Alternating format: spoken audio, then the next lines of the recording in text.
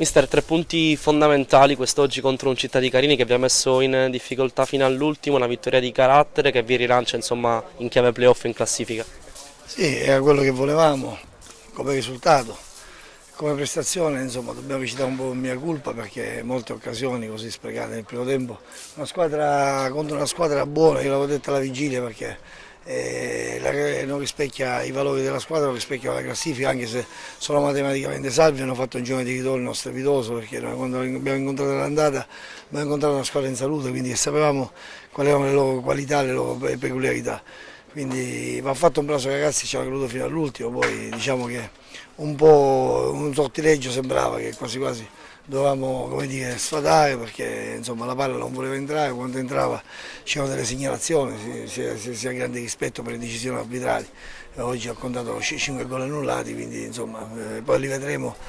Naturalmente, ripeto, è importante vincere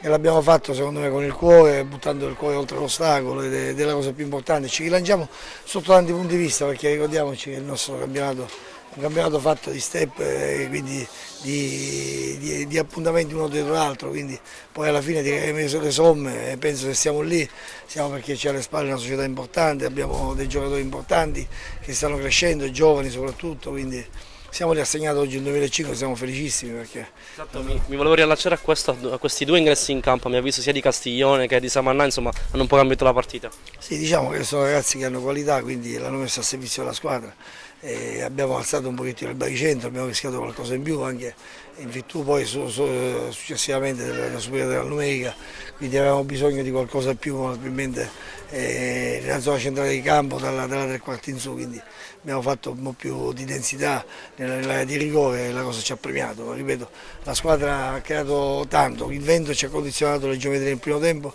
quindi siamo stati, come dire, alla fine siamo stati errori di misura che si possono migliorare sicuramente, ma l'atteggiamento era quello che volevo nel secondo tempo, specialmente di non abbattersi, di cercare a tutti i costi la vittoria. Per chiudere, l'obiettivo di questa Accademia Trapani per questo finale di stagione? Innanzitutto da fare risultato mercoledì che abbiamo il recupero e poi vediamo nella prossima partita, la valutiamo sempre in base al prossimo appuntamento. Siamo abituati così, non guardiamo oltre a quello che è il nostro obiettivo, è quello di migliorarci allenamento dopo allenamento, partita dopo partita. Quindi la prossima è la più importante perché ci